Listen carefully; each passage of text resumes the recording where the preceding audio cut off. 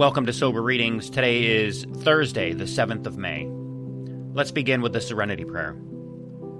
God, grant us the serenity to accept the things we cannot change, courage to change the things we can, and the wisdom to know the difference. Today's reading from Daily Reflections. Respect for others. Such parts of our story we tell to someone who will understand, yet be unaffected. The rule is, we must be hard on ourselves, but always considerate of others. That's from the Big Book of Alcoholics Anonymous, page 74. Respect for others is the lesson that I take out of this passage. I must go to any lengths to free myself if I wish to find that peace of mind that I have sought for so long. However, none of this must be done at another's expense.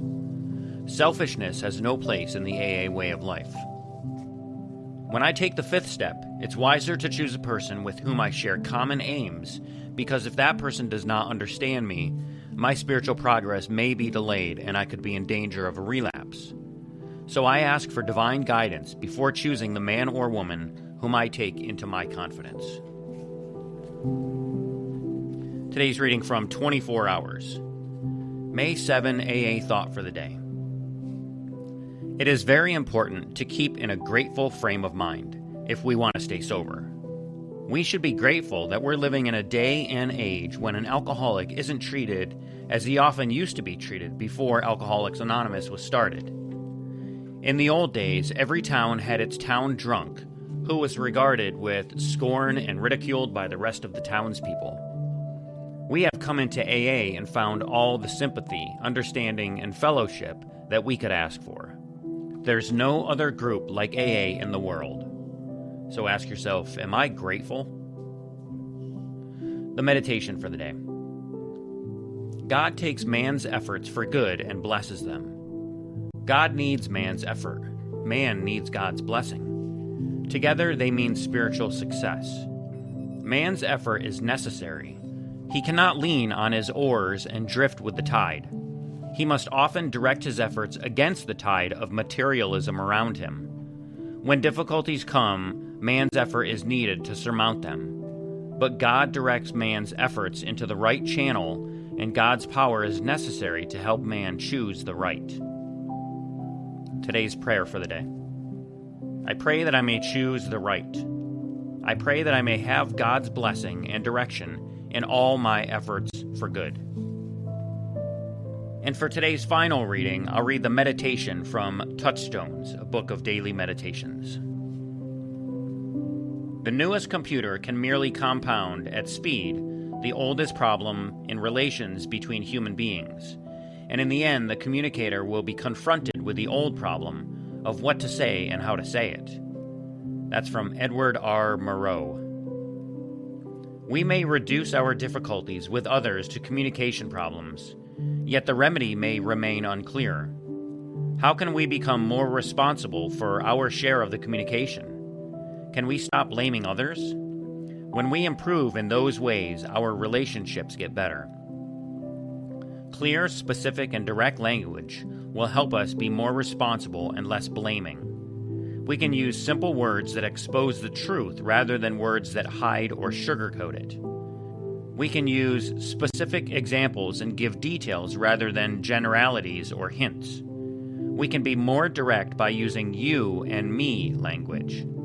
In the process, we yield to the truth within ourselves and become more honest. Today, I will be aware of communicating clearly, specifically, and directly. And that is the daily meditation from the book called Touchstones.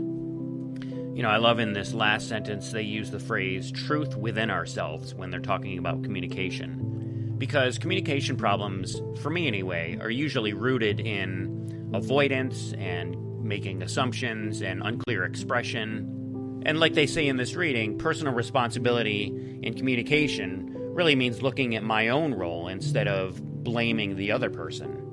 And this requires honesty, mostly honesty with myself, because if I'm being honest with myself, communication problems usually are rooted in fear. And fear is often underneath many communication problems, even if it doesn't seem obvious on the surface.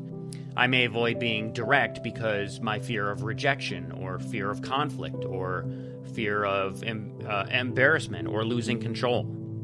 And so instead of saying what I really truly feel or what I want to say, I become defensive or sarcastic or either withdrawn or overly agreeable. And so healthy communication really requires courage because being honest always carries some type of risk.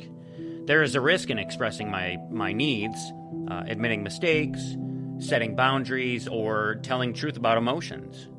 But when fear controls my communication, then my relationships tend to become less authentic. And so for me, communication is partly the practice of speaking the truth, even when fear is present. And so what are your thoughts on fear and communication, and how do you deal with it? If you'd like to send me your thoughts and your comments, or if you'd like to be a guest on my show and talk about fear or anything else related to sobriety, send me an email at soberreadingswithscott@gmail.com, and we can certainly make that happen.